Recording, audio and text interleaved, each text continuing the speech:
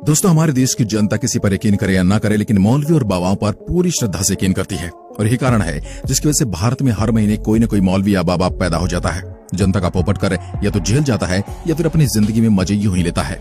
आज इस वीडियो में हम आपको कुछ ऐसे ही मौलवी और बाबाओं के बारे में बताने वाले हैं जिनकी उम्र तो बिस्तर पर लेटने वाली है, लेकिन अभी भी वह बिस्तर तोड़ने जैसे पैसा कमाने में लगे पड़े हैं। तो चलिए शुरू करते हैं।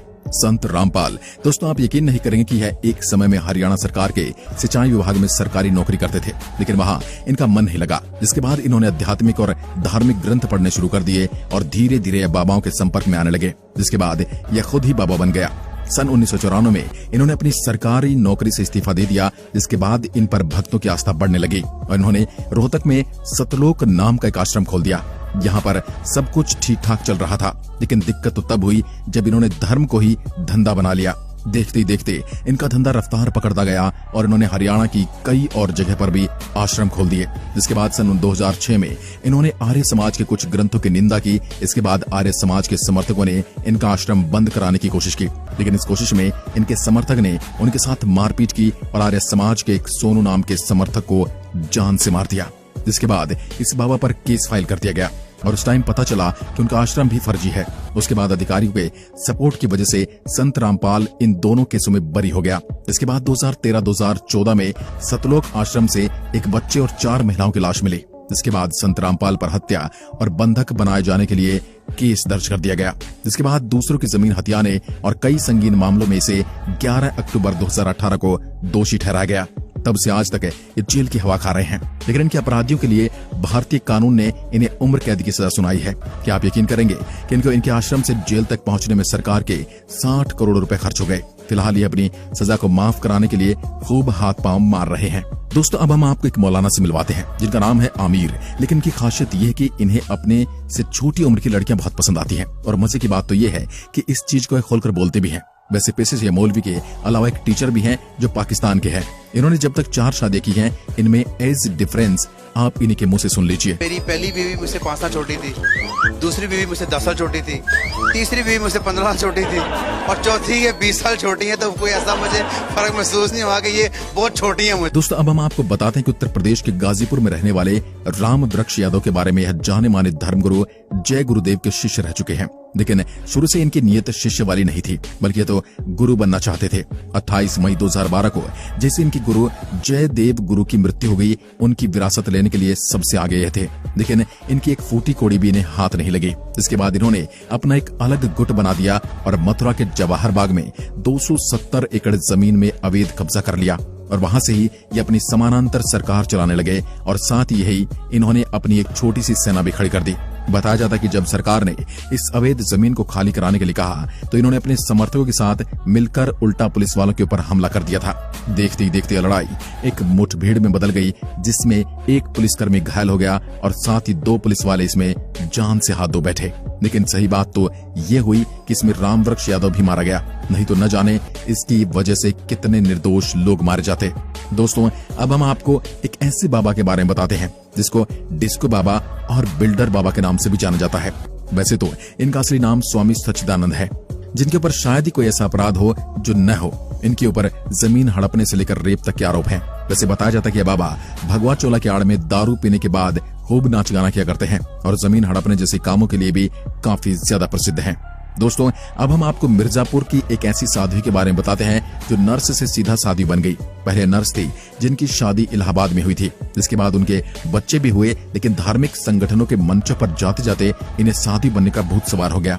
जिसके बाद यह साध्वी बन गई। इसके बाद इन्होंने लोगों के साथ खूब ठगी की, लेकिन यह अभी तक उतना बड़ा हाथ नहीं मार पाई जिसकी वजह से पुलिस के हाथ इन तक पहुंच पाए, और इसी वजह से यह अभी तक जेल नहीं गई है। फिलहाल ये छोटे मोटे धांधलेबाजी कर अपने रईस शौकों को पूरा कर रही हैं, लेकिन इनका नाम भारतीय सरकार ने फेक संत साध्वी की दूसरी लिस्ट में जारी कर दिया है। आसाराम ये एक ऐसा नाम है जिसका इतिहास किसी रहस्य से कम नहीं है। इन्हें एक संत के रूप में देखा जाता था, लेकिन इस संत के ऊपर हत्या व लूटपाट का, दूसरों की जमीन हड़पने और लड़कियों के साथ बलात्कार करने का आरोप है। इन सभी में ये दोषी भी पाए गए हैं। बताया ये भी जाता है कि तीनों टाइम में अलग अलग उम्र की लड़कियों के साथ हम बिस्तर हुआ करते थे। इनके साथ ही लोगों से जब सीबीआई ने सख्ती से पूछताछ की तो उन्होंने आसाराम का सारा काला चिट्ठा खोल दिया, जिसे सुनकर सीबीआई अफसरों के भी होश उड़ गए। फिलहाल आसाराम 20 साल से जेल की हवा खा रहे हैं और साथ ही अपने आप को निर्दोष बता रहे हैं। गुरमीत राम रहीम दोस्ती बाबा भक्ति से नहीं बल्कि अपने लाइफस्टाइल से ज्यादा जाना जाता है। इसका मेन एरिया पंजाब और हरियाणा था। मतलब यहाँ के लोगों को इन लोगों ने खूब लूटा, साथ ही यहाँ की लड़कियों को भी इन्होंने नहीं छोड़ा। बताया जाता कि जिस भी खूबसूरत लड़की पर इनकी नजर पड़ती थी ये उसको अपनी हवस का शिकार बनाकर ही छोड़ते थे। इसके अलावा इन पर यह भी आरोप है कि इन्होंने अपने सिरसा वाले आश्रम में एक छोटी सी सेना भी तैयार की थी, जो इनके तब काम आए जब इनको पुलिस लेने आए। बताया जाता कि कोर्ट ने इनको कई बार नोटिस भेजा लेकिन ये नहीं जानते थे, जिसके बाद पुलिस को ही इनको उठाने आना पड़ा। जिसके बाद इनकी भारी समर्थकों ने पुलिस पर ही जवाबी कार्रवाई कर दी। इसमें अनेक समर्थक कम और इनके पर्सनल सेना के लोग ज्यादा थे, जिसके बाद पुलिस को इनको एक स्पेशल हेलीकॉप्टर में ले जाना पड़ा। फिलहाल डेरा सच्चा सौदा के कर्ता धर्ता गुरमीत राम रहीम 20 सालों के लिए जेल में बंद है। नारायण साई, जिस तरह से इनके पिता आसाराम पर कई संगीन आरोप लगे हुए हैं, उसी तरह बेटे पर भी काले धन को छुपाने, अवैध संपत्ति को कब्जाने और रेप जैसे कई संगीन आरोप लगे हैं। इनकी अपनी बीवी ने भी इनके ऊपर कई आरोप लगाए हैं। उनके हिसाब से इनके कई लड़कियों के साथ नाजायज संबंध है। उन लड़कियों के साथ नारायण साई के कई बच्चे भी हैं। वह कोई साधु संत नहीं बल्कि एक नंबर के अय्याश हैं। इनकी बीवी ने इनको तलाक दे दिया है। फिलहाल ये सूरत के जेल में अपने इन कर्म कांडों की सजा काट रहे हैं। दोस्तों, अब हम आपको एक ऐसे बाबा के बारे में बताते हैं जिनकी काली हिस्ट्री कुछ ज्यादा ही लंबी है। इनका नाम है श्रीमत सारथी देव। यह उड़ीसा में सारथी बाबा के नाम से मशहूर है, लेकिन इनकी सारी पोल पट्टी एक लोकल चैनल ने खोल दी। उसने दावा किया कि यह धर्मगुरु लोगों को धर्म की आड़ में लूट रहा है। उसी चैनल के न्यूज रिपोर्ट में यह भी दावा किया गया कि उन्होंने इस बाबा को हैदराबाद के लग्जरी होटल में 20 साल की लड़की के साथ पकड़ा। उस समय उस बाबा ने जीन्स टी शर्ट पहनी हुई थी और इसने अपने खाने के लिए फ्राइड चिकन का ऑर्डर दे रखा था, जिसके बाद पुलिस पर प्रेशर पड़ा और पुलिस ने उसे गिरफ्तार कर दिया। लेकिन फिर वही हुआ जो हर बाबा की गिरफ्तारी में होता है। इनके समर्थक पुलिस से भिड़ गए और जैसे तैसे से जेल पहुंचा गया। फिर धीरे धीरे कई और लोगों ने भी इस बाबा का भंडाफोड़ कर दिया। देखते ही देखते डांस करने वाला बाबा संत साधु से क्रिमिनल बन गया। आज सारथी बाबा उर्फ संतोष रोल जेल से छूटकर भारत में एक गुमनाम जिंदगी जी रहा है। लेकिन हैरानी की बात तो यह है कि आज भी कई लोग इसे भगवान का ओहदा देकर इसकी पूजा करते हैं। दोस्तों, अब हम आपको स्वामी नित्यानंद बाबा के बारे में बताते हैं, जिनकी करतूत को सुनकर पुलिस वालों के भी होश उड़ गए। दरअसल इनकी एक कैमरा रिकॉर्डिंग लीक हो गई, जिसमें एक सस्ती सी एक्ट्रेस स्वामी जी के ऊपर थी और स्वामी जी उसके नीचे, जिसके बाद पूरा दक्षिण भारत दो गुटों में बट गया।